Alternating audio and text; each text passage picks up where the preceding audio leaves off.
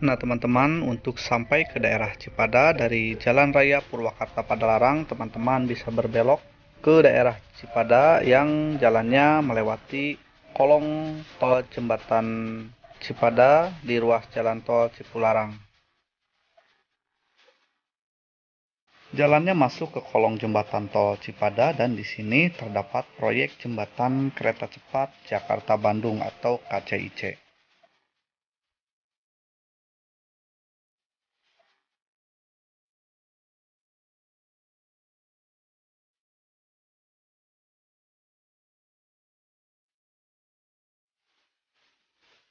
Untuk teman-teman yang menggunakan sepeda motor ataupun mobil, bisa diparkir di lapangan yang berada di bawah jembatan Cipada. Untuk selanjutnya berjalan ke atas lereng bukit di mana jalur kereta berada.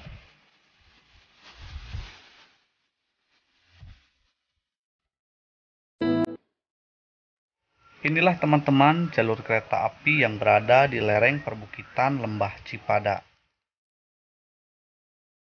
Dari sisi barat lembah, kita bisa melihat jembatan kereta api yang berada di sisi timur Lembah Cipada ini. Begitupun ketika kita sedang berada di sisi timur, kita bisa melihat jalur kereta yang berada di sisi barat ini ya teman-teman.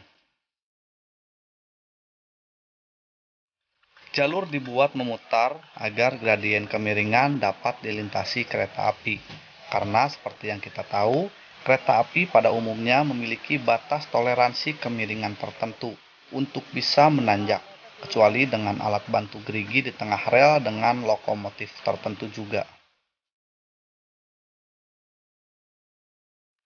Bisa teman-teman lihat posisi rel di seberang lembah berada jauh lebih tinggi dibanding dengan posisi saya sekarang.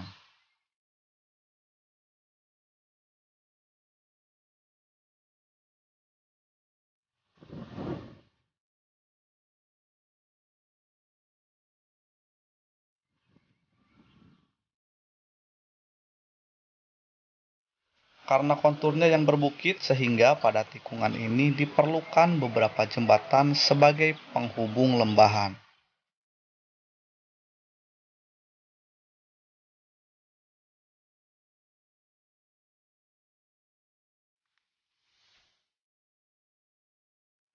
Jembatan-jembatan itu diantaranya Jembatan Lebak Lengsir, Jembatan Citerep, Jembatan Cipada, Jembatan Legok Garing, dan Jembatan Cimaca. Karena jalur ini melintasi area perbukitan, maka pemandangan alam di jalur ini sangat luar biasa indah, apalagi bila teman-teman sekalian melakukan perjalanan pada siang hari. Sedangkan di bagian lembah Cipada, kita disuguhi pemandangan yang hijau dengan perpaduan antara persawahan dan sedikit pemukiman penduduk yang dapat memanjakan mata. Bagi teman-teman yang sering melakukan perjalanan dengan kereta api di wilayah ini, mungkin sudah tidak terlalu asing dengan pemandangan ini. Tapi bagi teman-teman yang belum pernah, tak ada salahnya untuk mencoba moda transportasi kereta api dari Bandung ke Jakarta ataupun sebaliknya.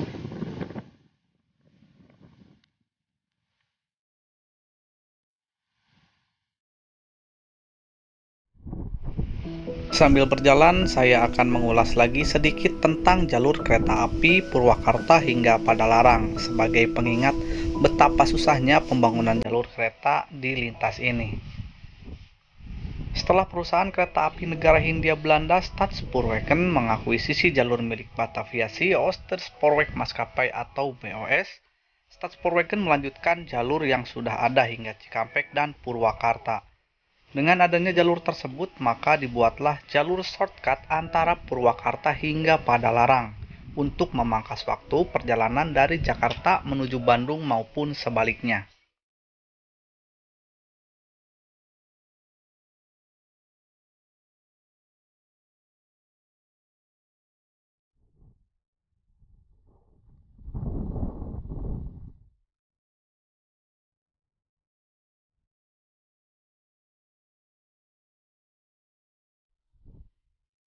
Karena jalur penghubung Jakarta-Bandung via Bogor, Cianjur, Padalarang dirasa masih kurang efisien dalam segi waktu, Pembangunan jalur Purwakarta hingga Padalarang dilakukan selama kurun waktu kira-kira 4 tahun. Jalur Purwakarta hingga Padalarang sudah mulai beroperasi untuk umum sekitar tahun 1906. Setelah sebelumnya, segmen Cikampek Purwakarta yang sudah dioperasikan untuk umum sekitar tahun 1902.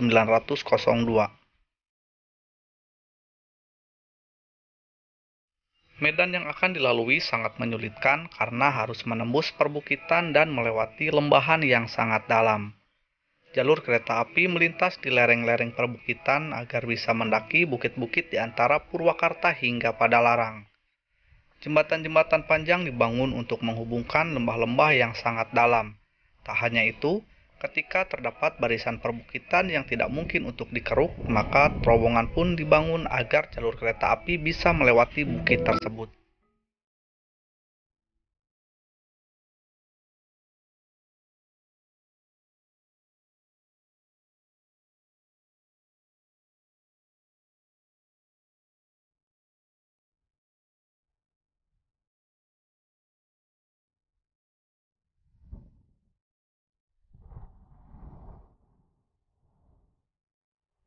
Karena jalur ini melewati beberapa titik yang rawan bencana, maka sering terjadi masalah di jalur ini terutama tanah longsor.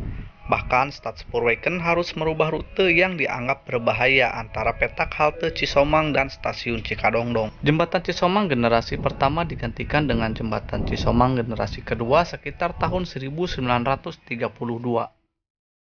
Oke teman-teman, sekarang saya sampai di kilometer 148,5. Di titik ini, teman-teman disuguhkan dengan pemandangan lembah yang dihiasi dengan jembatan tol Cipada yang sangat panjang. Tak hanya itu, di samping jembatan tol, nantinya akan berdiri jembatan kereta cepat Jakarta-Bandung.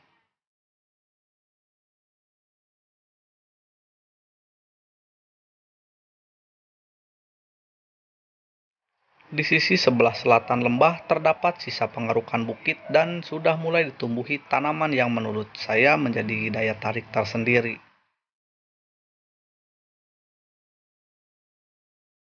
Di ujung lembah sebelah selatan juga terdapat jalur kereta api pertama yang menghubungkan Jakarta-Bandung via Bogor, Cianjur, Padalarang.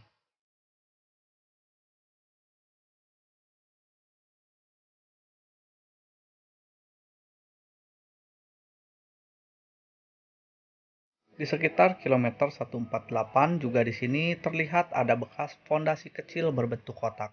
Kemungkinan fondasi ini dulunya bekas sinyal atau semboyan.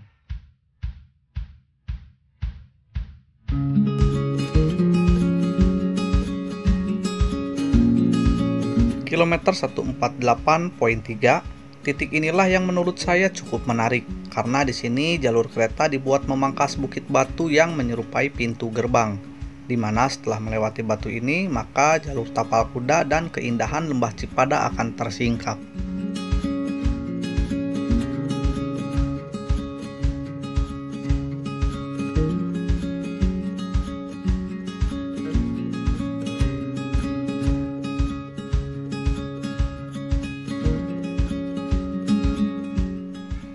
Teman-teman, di sekitar kilometer 148,7, di sini ternyata ada bekas fondasi. Kemungkinan dulunya di sini ada sebuah bangunan yang ada kaitannya dengan sinyal dan kabel seling pada video zaman dulu. Karena kalau kabel ini terhubung ke stasiun Cilame, saya kira terlalu jauh dengan jarak kira-kira 3,4 km. Bagaimana menurut teman-teman sekalian?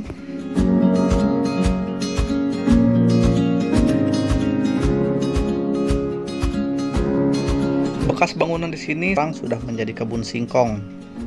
Saya sudah mencoba mengelilingi area ini tetapi tidak bisa menemukan bekas struktur fondasi bangunan zaman dulu, atau mungkin sudah dibongkar dan terkubur oleh tanah ya teman-teman.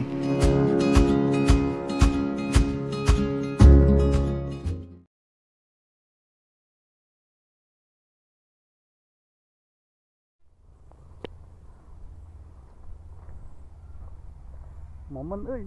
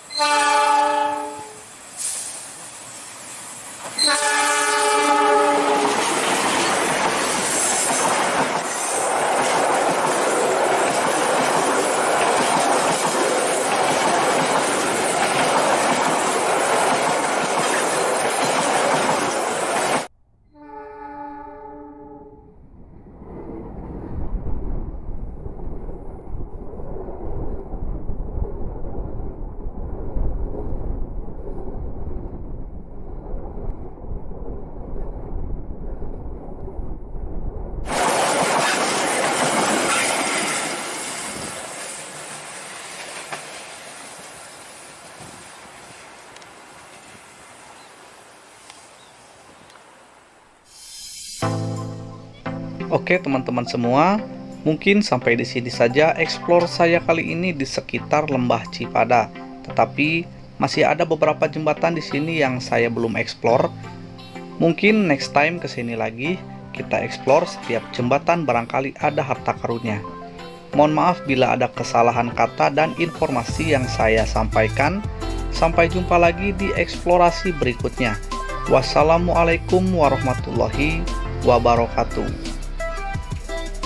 See you next time.